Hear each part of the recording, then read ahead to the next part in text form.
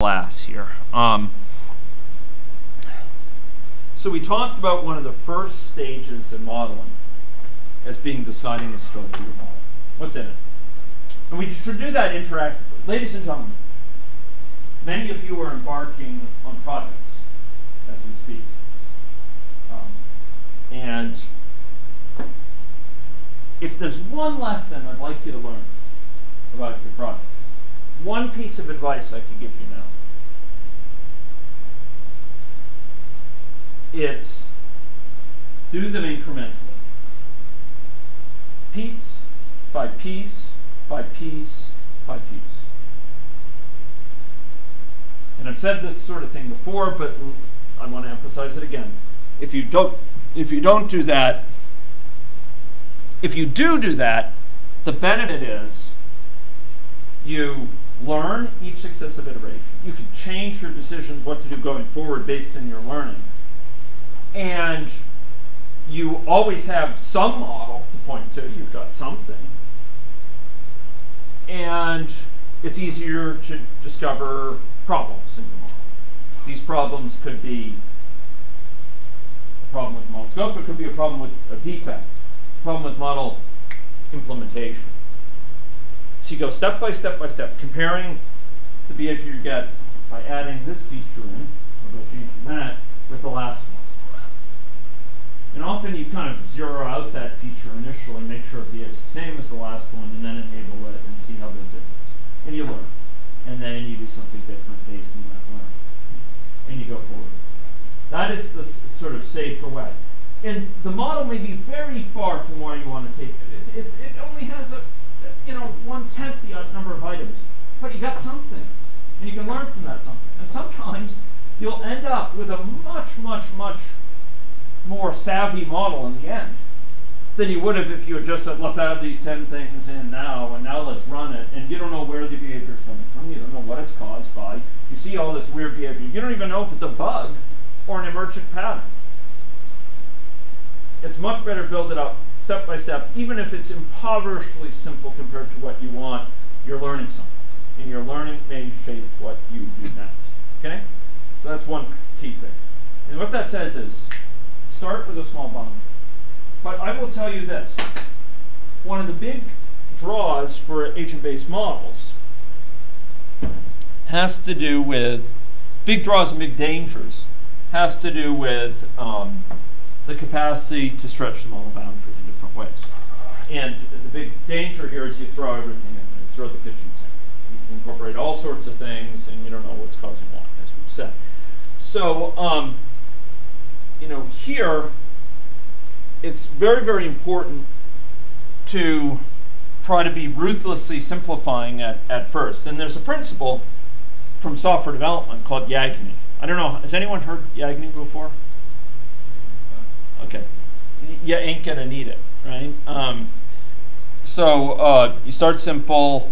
Don't put things in unless you know they're needed. I'd early on described for this class, and as you watch the video, I think that described this division between endogenous, exogenous, ignored. Being very clear, like what's being calculated in the model, what things are given to the model as fixed assumptions, and what things are just left out, consciously left out. There's no shame to this. It's a conscious decision. For now, I'm going to leave it out. Maybe I'm going to learn something interesting for the things that are included, and then maybe I'll re-examine it then. Now, the issue is here, an agent-based model is constantly struggling with this issue. They go through sort of a yo-yo sometimes. So they have more things in, strip them out, add more things, other things, strip them out. The whole issue of endogeneity. What do we capture in the model? And a lot of the tension here is because much of the motivation, ladies and gentlemen, for agent-based modeling comes about by virtue of the fact that in agent-based models there's a desire to explain patterns in a generative way. Okay, there's a great article by Josh Epstein called "The Generativist Perspective," And basically he says this. He says, until you have created a model, if you're dealing with some puzzling pattern, until you've created a model that generates that pattern, generates it from lower level things, doesn't build it in, doesn't presuppose it, it has phenomena that are much lower level, but somehow they give rise to the pattern. You don't really understand where that pattern came from. Until you have, if you have a traffic jam, until you see a model that produces sort of traffic jams from descriptions of how cars behave when they see one another, it doesn't presuppose jam. It just deals with kind of cars and their interaction, or how they behave when they go around a curve, or whatever it is. Until you've seen that you can produce phenomena like traffic jams, you don't really understand traffic jams. Until you've seen phenomena like bird flocking, you don't really understand flocking behavior of birds, where that comes from. Until you see a phenomena like, you know, a situation where you have a sudden change in a dimensional ward from being peaceful and quiet and so on to being, you know, just one day after another of crisis to crisis to crisis. You don't really understand what the issues are there. So he has this generativist perspective that he uses to argue for agent-based modeling. And the idea here is that, ladies and gentlemen, the tension, we want to be able to explain by generating patterns. So when we see a pattern in the world, we want to be able to try to generate it as an outcome. And, you know, so a pattern might be this sort of thing. Might be waves of infection that are noted for rabies. And we generate it out of a model without presupposing it. Were these waves of infection, did you put them in your model? When you were modifying that model with that video, did you say, okay, they're going to be waves and they have this sort of wavelength and they're asymmetric and these sort of, no, you didn't put that in at all. This came out of it. It kind of came out of these interactions in a way that may have been a little bit unexpected. Similarly, here, I didn't put this in there. So when I saw this, I was blown away. So this is a model of so these are deer. So the people that we work with, they actually go and they measure infection in deer. They'll go. Kurt knows about this. They'll go find a deer and they'll wrestle with it and get a helicopter and they'll tranquilize it and they'll get a helicopter and they'll. You don't tranquilize it for not That's right. They put it in a bag. Yeah. Right. And then they hang it from the helicopter. That's right. So somehow they get it in the bag. I've forgotten that exact detail. I think they just put something over the head and then it calms down. Yeah. But these deer don't have memory, so I guess they can do that. Right. And so then they pick it up in a helicopter and they take it to a station and then they tranquilize it and then they go and they sample things from various body parts and then they go bring it back and they land it and they let it go and then it wakes up. And so these deer, we're studying the spread of West Nile infection. We actually had an aggregate model of this. Chronic wasting disease. Thank you. Not West Nile. The West Nile is a different one. And this is a chronic wasting disease. And we had an aggregate model of this. And it gave us the amount, these red things are prions. These are the amount of pathogen in the environment, the amount of sort of contaminants that can spread disease. And we had an aggregate model for this entire area, and it sort of gave the amount of pathogen over time. You know, it's a variable over time. It's a stock. And then we did this agent-based simulation. What we found is talking about the average level of pathogen is almost meaningless. Why? Because there's some areas with huge amounts and some areas with few amounts. And this is a pattern which, you know, might turn up via testing, in which we can explain in a model like this in a way an aggregate model wouldn't perhaps explain. So, you know, if we're thinking about phenomena in agent-based modeling, there's often a philosophical drive towards taking data and not presupposing it in the model, not putting it in as exogenous, not putting it as something that is kind of forced upon the model, but in trying to get it to result from the model. So let's talk about smoking. So suppose we have a model of smoking here. So here we have a model of smoking. We might divide people up into several categories. Maybe we have people who have never smoked, right? Never smokers. We might have people who become current smokers, and then there might be people who are former smokers, right? And we have these stocks and flows between them, right? Just like that. And we might quibble about whether all former smokers are the same. Maybe there's long-term and short-term, but fundamentally we could sort of characterize it like this. And we could create, using an aggregate model, a description of, you know, how for different age groups, for example, people take up smoking. So at this age group, on a per year basis, a person is 10% likely to start smoking, right?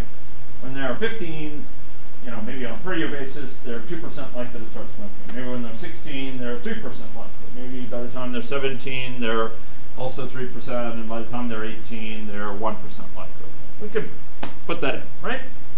In a system dynamics model, right?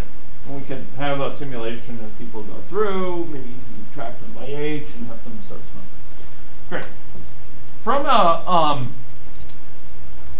there's some concerns about that though, because those rates, the fact that someone who's 16 is more likely on a year-by-year basis to start smoking than someone who's 15 or what have you, maybe those things are actually dependent. Maybe they're not just fixed rates that are, you know, some universal physical some universal physical constant. They're not like Planck's constant or Avogadro's number or something like that. They're quantities which result from some process. They're caused by something. They come out of somewhere. And maybe some of the things that we do to try to change the smoking situation would change them. So maybe, you know, if we were to make the warnings on packs stronger, if we were to outlaw small cigars, or if we were to, you know, prevent more tightly sales to minors or something, these rates would change. So, you know, you might have a model which starts to unpack that and say, well, those rates are really dependent on how many people in that age group are smoking. And so, yeah, a kid who's 16 is more likely to start smoking because there's friends of that kid who are smokers. And by implication, if we represented that, then we could ask, well, if we could lower the prevalence of smoking, how would that affect people's, you know, how would that affect corresponding uptake? You know, and then an even more detailed level, we might say, well, if we could somehow represent someone's decision making, like how their decision making is affected by people around them. Maybe it's also affected by how expensive it is to buy cigarettes or how hard it is. That might allow us to examine the impact of things that would affect the like taxing cigarettes more, or making them harder to get, or otherwise lowering the number of people around them that have cigarettes. Maybe that would help us reason about how much we could change things by unpacking this, instead of viewing them as fixed rates, 2% per year. Whatever you do, it's 2% per year. Now we could start to look at things, well, let's suppose we could raise the tax on cigarettes. Maybe we could lower minor smoking. Or suppose that by concerted effort we could focus on one school. Instead of focusing on many, many, many schools, focus a lot of effort on one school. Maybe we could lower the whole school's population of smokers a lot, rather than just lowering it almost not at all in many schools for the same level of investment. Another thing we might do is have, uptake rates depend on social networks and preferences, and then we could examine, suppose we could hire students in that same school to have anti-smoking messages or encourage people to engage physical lifestyle. How would that affect things? These are different ways we could represent things related to smoking. And the point is, the more detail we put in, the more flexibility we have. We can look at new types of changes that would affect things.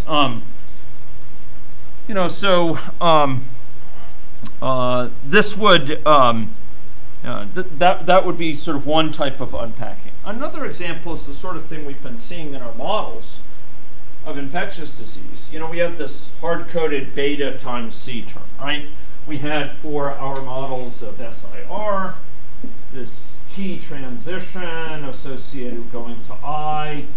Here we had this transition being associated with a number of people per unit of time of C times, again, this is like 100 per day, contact with anyone, times I over S plus I plus R, this whole thing being the number of infectious people they normally have contact with per day, times some beta, and this is so-called the force of infection, lambda, and then we have times X, right? Remember that? Yeah. So, so there we're sort of hard-coding beta in there in C. Kind of hard-coding, we assume people have some number of people they meet per day. But maybe in fact that depends on things. Maybe in fact it depends on their perception of how many people around them are sick. Maybe the more people are sick, the lower the C is. Maybe beta, they're likely to susceptible to catching it from an infected, maybe that goes down over time. People wash their hands more. So here, there's this tension. We can represent it as an aggregate thing, as an exogenous thing. We plug in a value for C, we plug in a value for beta. Or we could represent it endogenously by unpacking. And you could do that in an aggregate model or an individual-based model. Another thing you could do is you could say, well, I won't go into this, but we can imagine saying, well, contacts are nothing magical. Contacts are actually representations of mobility patterns. People travel around, and the reason I have contact with Kurt is because we're in a class together, or because he sees me for lectures. So, you might want to represent a model of mobility. Instead of just dealing with how frequently do deer encounter each other, you have a model of deer moving around the landscape. And deer need to go to water, and multiple deer need to go to the water, and so they have more contact with each other. That's an emergent property of the system. Contact is not something inherent in deerness, some level of contact, that a deer is predestined to have contact with 50 other deer per day. Instead, it results from the topography. It results from the fact that there's water is available at certain places at certain times, or food. Unfortunately, this was during winter, I think, so it's a white environment, but other times we could display vegetation and no, actually that just means lactoprions because it's in prion, but we get a vegetation, and vegetation sources might be limited in the winter, so the deer have to crowd together. Here we're not building into the model C. We're not saying assume this level of deer contact. Instead, it's coming out at movement. The fact that deer are moving to use that vegetation brings them into contact with each other. So in short, what I'm trying to tell you is that in agent-based models, we have particular flexibility in as much as we can represent spatial dimensions. We can represent networks. We have particular flexibility for having a model where things do emerge, where we have lower level factors like mobility. Instead of building in something like C, we have mobility represented, and that leads to C. But that's in tension with keeping the model, as simply as possible. This is part of the tension of agent-based modeling. It's particularly acute because it is straightforward to often add just one more thing into the model, one more thing in. Whereas with an aggregate model, often adding something in is more involved. It requires more thought, and we have to copy the model to represent this new dimension of heterogeneity or what have you. So we're more hesitant to do it. Here it's easier, but by the same token, we could end up in a situation where all sorts of things are in the model. So with this agent-based model, my strongest urge the strongest advice to you would be build it incrementally. As much as you might see a lot of things in the model, just build one at a time. Even if it's almost unrecognizable from where you want to get to, you'll learn something. You'll learn something, and it can guide you at what to do next. Okay? So agent-based models, while we have a aspiration to explaining things, explaining patterns that are that will generate. We seek a model that will generate these patterns, explain or at least be consistent with. The suggestion is to stay as simple as possible and keep things initially very few things in endogenous. Just add things in over time to that. Okay. So that in a way marks a good sort of breaking point here. Are there any, given that you've seen any logic now a little bit, are there any questions people want to ask out of that exercise? Like, did anything puzzle you? Was there anything you want to ask questions about or clarify?